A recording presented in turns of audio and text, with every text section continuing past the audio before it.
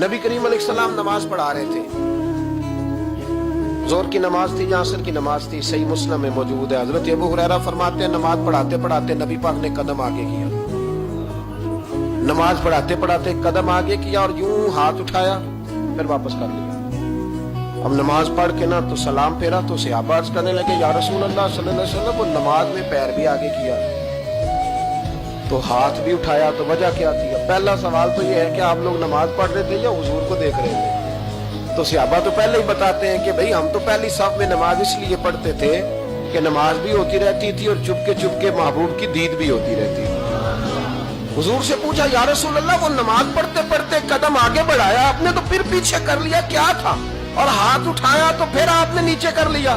تو نبی کریم فرمانے لگے نماز پڑھاتے پڑھاتے جب میں نے کہا نا سمی اللہ لمن حمیدہ، اچانک میری نظر اٹھی تو جنت میں چلی گئی، نظر اٹھی تو جنت میں، تیرے لیے 2-4 قدم عرش بری ہے۔ تو محبوب فرماتے ہیں جب میری اوپر نظر گئی نا تو میں نے دیکھا کہ انگوروں کا ایک خوشہ لٹک رہا ہے جنت میں، تو میں نے ہاتھ بڑھایا کہ توڑ لوں۔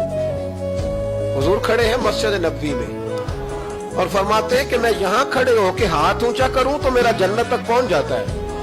فرمایا میرا ارادہ ہوا کہ وہ خوشہ جنت کا توڑ لوں، اور ذرا میں نے پیر آگے بڑھایا ہی تھا تو میرے دل میں خیال آیا کہ جنت راز ہے تو راز ہی رہنی چاہیے، یہ راز کھول گیا تو مزہ نہیں آئے گا، تو میں نے پھر وہ ہاتھ واپس کر لیا۔ صحابہ کہتے ہیں جب نبی کریم نے یہ بیان کیا تو ہمارے چہرے نے تجسس سے کھیل اٹھے، تجسس سے ہم کوئی بات اور بھی سننا چاہتے تھے۔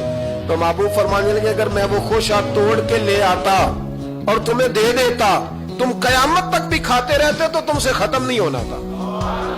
یہ صحیح مسلم کی حدیث ہے۔ او بھائی، میرے رسول کریم کے واقعہ معراج پہ شکوہ کرنا، کہنا سمجھ میں نہیں آتی کیسے گئے تھے، تو جو چاہے تو ہر شب ہو مثال شب اسرا، اس لیے کہ تیرے لیے 2-4 قدم